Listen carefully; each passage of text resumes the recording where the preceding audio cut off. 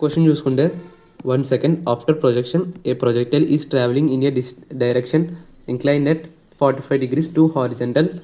After 2 more seconds it is traveling horizontally, then the magnitude of the velocity of the projectile is. Okay, ఇక్కడ question ఏమంటున్నాడంటే ఆ పార్టికల్ని project చేసాడంట. Some you అనే velocity అనుకుందాం, with angle theta అనుకుందాం. Okay, ఇప్పుడు ఈ projectile ఎలా ఉంటుంది, ఉంటుంది కదా ప్రొజెక్టైల్.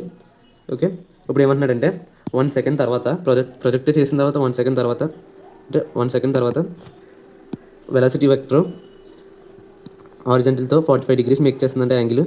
ఓకే, ఇక్కడ వెలాసిటీ v అనుకుందాం, ఫైనల్ వెలాసిటీ. ఓకే, ఇక్కడ హారిజంటల్ కాంపోనెంట్ vx అవుద్ది, వెర్టికల్ కాంపోనెంట్ vy అవుద్ది. అలాగే ఇనిషియల్ వెలాసిటీ కూడా హారిజంటల్ కాంపోనెంట్ ux అవుద్ది, వెర్టికల్ కాంపోనెంట్ uy అవుద్ది.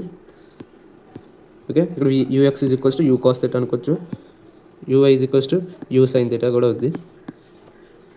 ఓకే, ఇప్పుడు మనకి తర్వాత ఏమంటున్నాడు, ఈ 1 second కాకుండా తర్వాత 2 more seconds తర్వాత పార్టికల్ హారిజంటల్లీ ట్రావెల్ అవుతుందంట. అంటే పార్టికల్ హారిజంటల్లీ ట్రావెల్ అవ్వాలంటే మ్యాక్సిమం హైట్ కూడా ట్రావెల్ అవుతుంది పార్టికల్. అంటే ఇక్కడ మ్యాక్సిమం హైట్ కూడా పార్టికల్ అనేది ట్రావెల్ అవుతుంది. ఓకే, 2 seconds తర్వాత, అంటే 2 seconds తర్వాత మ్యాక్సిమం హైట్కి వచ్చిందని అర్థం ఇప్పుడు. ఓకే, ఇప్పుడు ఏమడుగుతున్నాడు మనకి, then the magnitude of the velocity of the projectile is. Okay, initial velocity యొక్క మ్యాగ్నిట్యూడ్ ఎంత అని అడుగుతున్నాడు ఇక్కడ క్వశ్చన్లోని.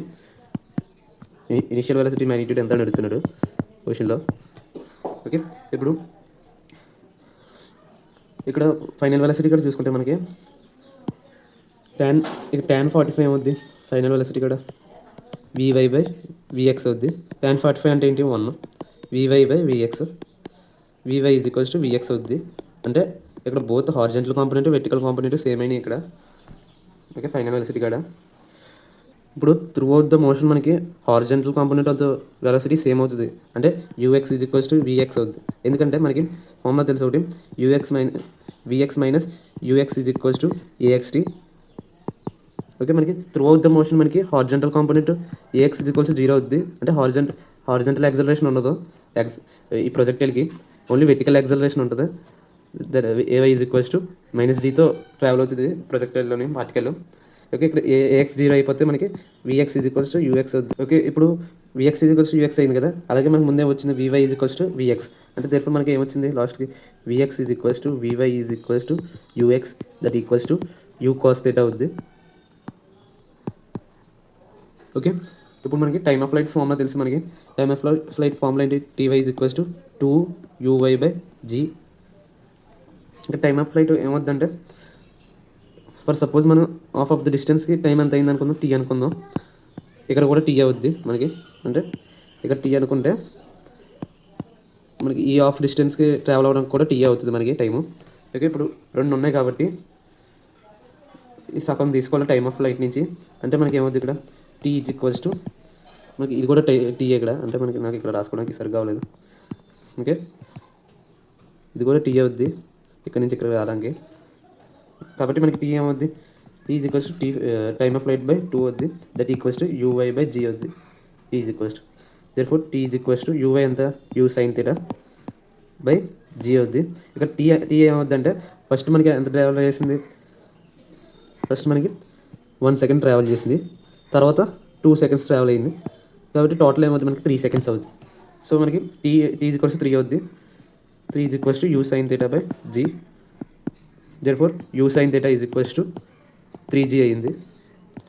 అంటే మనకి ఏమొచ్చింది, u sin థీటా అంటే మనకి ఇక్కడ uy, అంటే vertical component of the velocity, initial velocity వచ్చింది మనకి, uy is equals to 30 metre per second.